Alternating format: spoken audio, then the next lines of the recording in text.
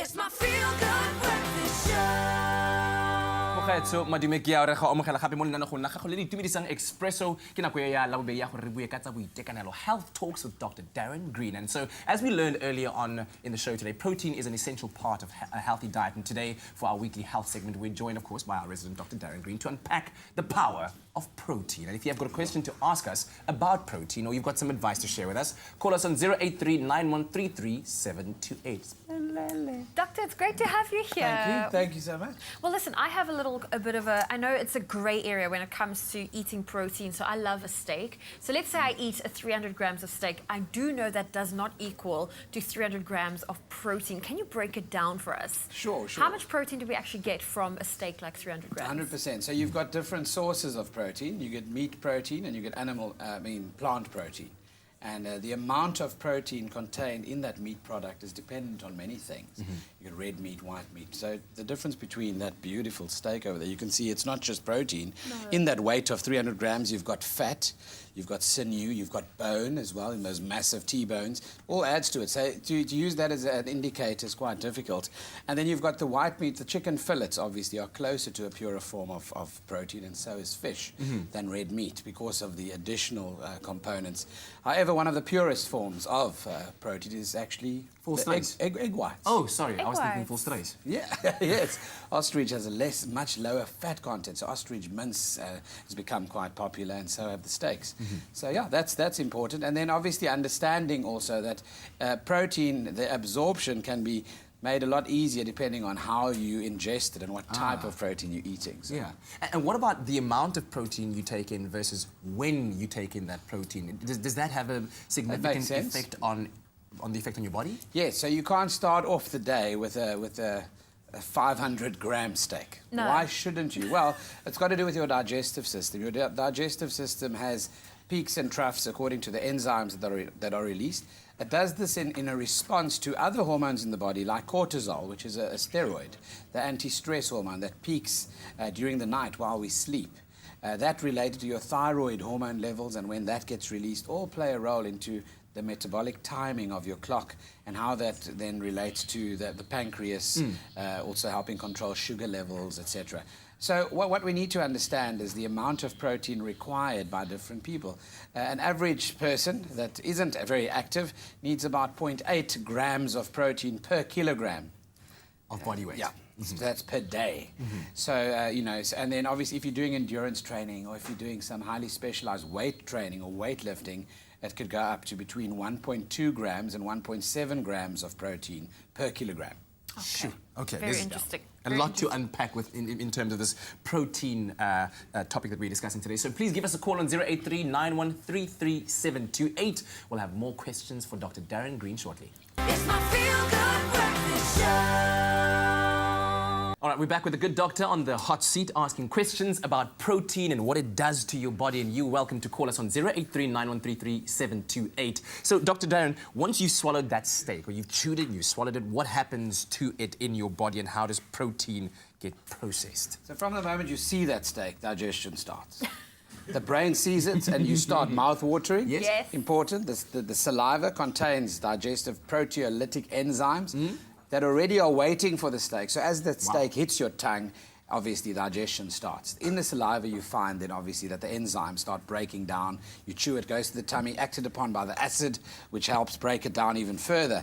Then the digestive enzymes there and in the small intestine, in the gut, because most obviously of the food in the stomach is then obviously absorbed into the bloodstream via the small intestine. After that goes off to the liver, and the building blocks of proteins are amino acids. And if you're consuming a lot of protein, the amino acids are further broken down into their smaller components, and the byproduct is often nitrogen. So nitrogen-related species are then released, obviously, after metabolism in the liver and so forth. And then with the purification, you can imagine protein also goes to the kidneys as part of the blood that's filtered through the kidneys. And if you have certain medical conditions, the filter that stops or catches the proteins in the kidneys doesn't work, and you even end up with protein in the urine. In diabetes, for example, you find protein leaking into the urine because that filter obviously is broken because of the sugar. So very interesting. So protein is part of almost every system. That was an Now you say extraordinary journey. you say it's part of every system, but what happens when you get too much protein in? Is that even possible? It is. So, I mean, if you look at ingesting, say, about 2.5 grams of protein, and remember, it's related to your activity level, your size, your muscle mass, for example, and also your what type of training and specified, activity you're involved with.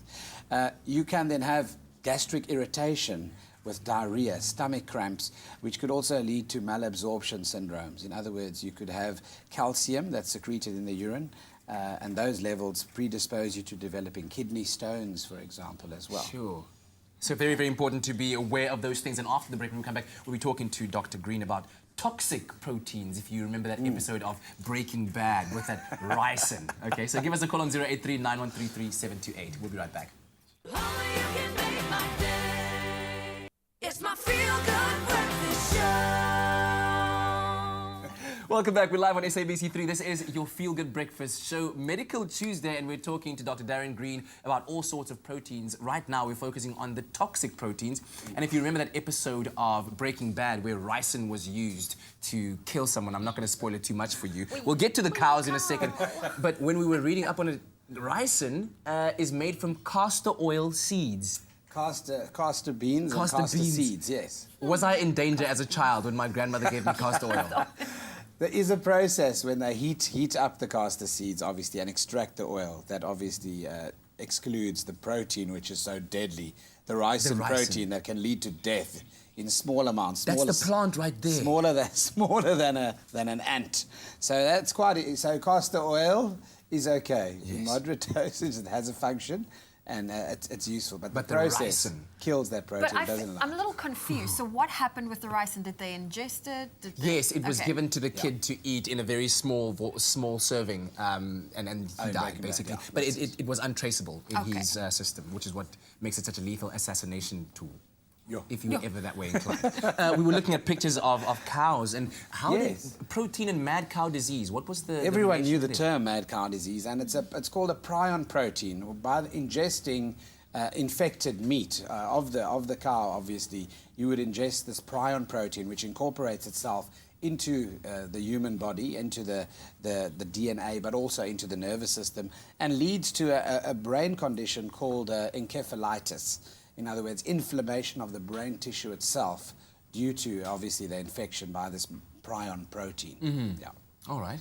Scary stuff. I'm feeling a little scared here. Should I stay away from my... There are lots of processes, obviously, that look at this and manage that right now. What I'm even more scared of, when we were kids, we used to go to my grandfather's brother's farm, right? And we'd stick our feet in the cow dung in the morning to get warm. But there's a protein called verotoxin? Yes. That's in cow feces? It sounds so glamorous, verotoxin. Yeah, and that actually is a toxin that's found in the feces itself that can also, in minute quantities, less than the size of an ant, can also cause dire effects in the kidneys and the gut and also lead to death. So, yeah. Shoo, so you better be careful. Stay away from cow dung. Just saying. It keeps your feet warm. Just, make sure how you use it is in a safe way. Listen, we'll be back again with Dr. Darren Green shortly. It's my feel-good breakfast show. Well, we're still with Dr. Darren Green. We are talking all things protein and trying to understand. And I feel like earlier we were just talking about meat-based proteins. But earlier in the kitchen, they just made quinoa, which is also high in protein and plant-based. So how beneficial is plant-based proteins as well? The benefit of plant-based proteins is obviously that you often don't have the combination of bad fats and consuming excess calories that you don't actually need. Also, with digestion, you can imagine, obviously, the combination of some of those proteins with fiber can be quite beneficial to your gut health. So, it's certainly milk, egg, cheese, very important in the right amounts, but you need to monitor, obviously, what they've got in them. The grains like nuts are very useful, and they've got so many other added benefits of your omega-3s in particular, that assist certainly with your lipid health in the body. So, we can't ignore that. So I think that's important. And then also the tastes are creative. You can do so much with even chickpeas, for example, in salads, cold salads, especially in summer months. But so definitely worth combining plant protein and animal protein in different, obviously different dishes. Yeah, and of course, I think we all know the relation of protein in the human body in terms of how it forms you if you're training, but the relation of protein to a group of health conditions called proteopathies. Tell me about that. Things like Alzheimer's. So pathologies that arise as a result of problems in the protein pathway are things like Alzheimer's disease, where abnormal protein is laid down in the brain. Even things like Parkinson's disease, where you have tau protein that's implicated in the brain as well.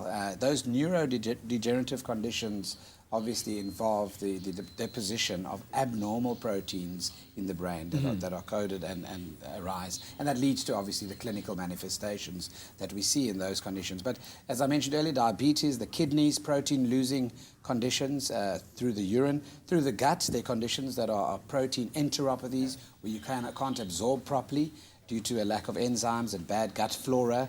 And also some genetically inherited conditions. So there's a lot to take in when it comes to understanding the defects or proteinopathies that can occur.